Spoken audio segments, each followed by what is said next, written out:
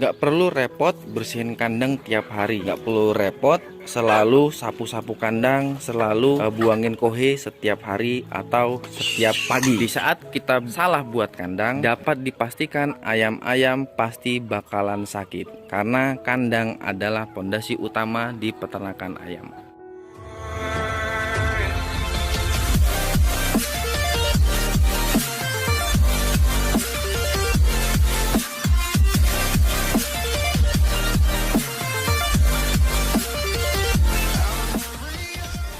Assalamualaikum warahmatullahi wabarakatuh. Balik lagi di channel peternakan baru, channelnya peternakan akal sehat. Rekan-rekan, di video kali ini saya akan buat satu video yang berkaitan tentang banyaknya pertanyaan dari teman-teman semua ya. Pertanyaannya adalah gimana cara buat kandang itu yang anti bau supaya ayam-ayam sehat. Karena kebanyakan dari teman-teman itu yang japri ke saya ya, bukan semua peternaknya, tapi yang japri ke saya itu pasti mengalami masalah yang namanya ayam sakit, ayam tiba-tiba mati. Nah, sakitnya itu bervariasi teman-teman. Yang ada matanya benjol, terus pilek, terus ngorok dan segala macamnya itu ya. Penyakit-penyakit itu awal muasalnya adalah penerapan atau pembuatan kandang yang salah teman-teman, atau manajemen kandang yang salah. Itu menurut saya, karena bukan sekadar teori tapi kita sudah praktek. Di saat kita buat kandang yang salah, pasti di situ banyak sekali trouble. Awalnya dari kandang. Nah, kenapa kandang kok bisa salah?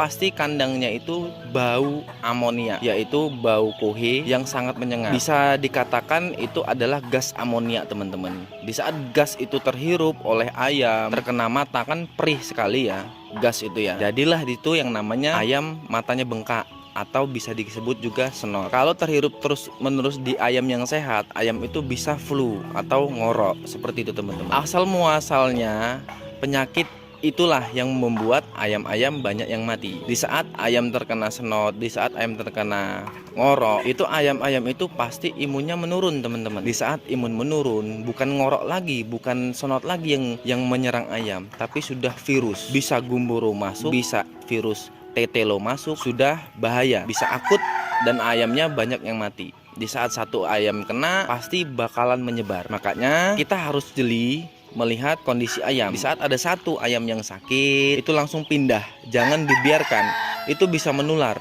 Kenapa kok bisa menular? Itu bisa dari kohe diinjak ayam, kohe ditotol ayam, terus dari dia minumnya tercampur dari ayam yang sakit itu, ayam yang sehat itu bisa sakit. Seperti itu teman-teman. Jadi kita harus jeli, jangan asal-asal ternak ayam, buat kandang sembarangan, taruh ayam di situ selesai. Tidak seperti itu teman-teman. Nah, bisa dilihat teman-teman semua, kandang saya alhamdulillah tuh lalat juga nggak ada ya. Kita nggak pernah bersihin kandang, mau seminggu sekali, 2 minggu sekali, atau setiap hari kita nggak pernah bersihin kandang. Rahasia ayam saya itu kok bisa sehat sih? Apa? Bukan hanya dari penerapan herbal-herbalnya saja ya teman-teman ya, tapi harus dari kandangnya juga. Kandang di saat benar itu pasti ayam sehat. Itu rahasia kita. Nah, bisa dilihat di sini teman-teman. Ini kandangnya kering semua. Kering ya, semua kering. Nah, kandang-kandang kita kering semua. Nah, ini yang membuat ayam-ayam kita tuh sehat gitu teman-teman. Nggak ada yang namanya snot tuh. Bisa dilihat ya. Ayam-ayam kita semuanya sehat. Tuh.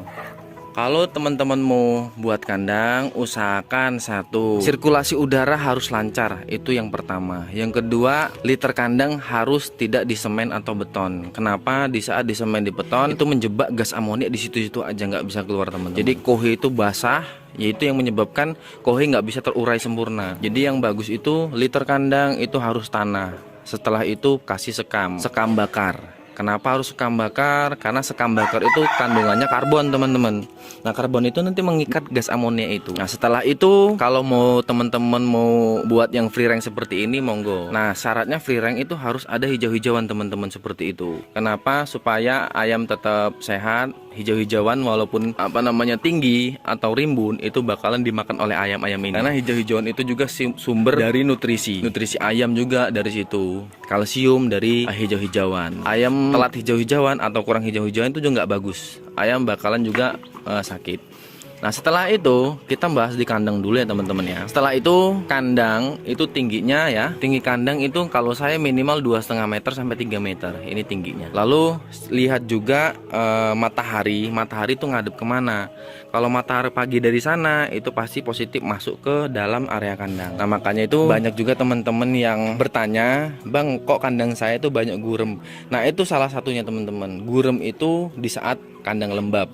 Gurem itu ada di saat kandangnya gelap. Jadi kandang harus terang, sirkulasi harus bagus, dan nggak boleh lembab gitu teman-teman. Hanya seperti itu ya cara buat kandang, itu pondasi utama. Sekali lagi, kandang ayam adalah pondasi utama untuk membuat ayam-ayam kita itu selalu sehat. Dan jangan lupa setelah itu sudah selesai semua, baru untuk mensterilkan kandangnya kita menggunakan desinfektan PK Kills. PK Kills adalah versi terbaru dari desinfektan sebelumnya. Khasiat PK Kills juga lebih killer daripada desinfektan sebelumnya. Pokoknya sudah kita sempurnakan di versi 2.0 ini. Jangan tergiur harga murah itu kalau untuk mengorbankan ternak-ternak kita yang sehat-sehat ini, bahaya. Nah, setelah itu minumnya itu harus alkali kalau saya ya. Kenapa? Alkali itu menetralkan virus sama bakteri gitu teman-teman. Itu sangat simpel banget kan. Di saat ayam-ayam ini terjangkit virus sama bakteri, itu dilawan oleh air alkali. Nah setelah itu ada Synbio PPK. Synbio PPK itu adalah gabungan antara probiotik dan prebiotik. Itu sangat bagus untuk kesehatan usus ayam, untuk penyerapan nutrisi sempurna oleh ayam. Itu sangat bagus gitu teman-teman. Yang terakhir adalah enzim manda. Itu gunanya juga sangat-sangat bagus untuk penyerapan nutrisi pakan juga. Jadi hanya itu ternak ayam ala PPK. Jadi kalau teman-teman mau ikut, monggo silahkan. Yang masih banyak trouble ayamnya,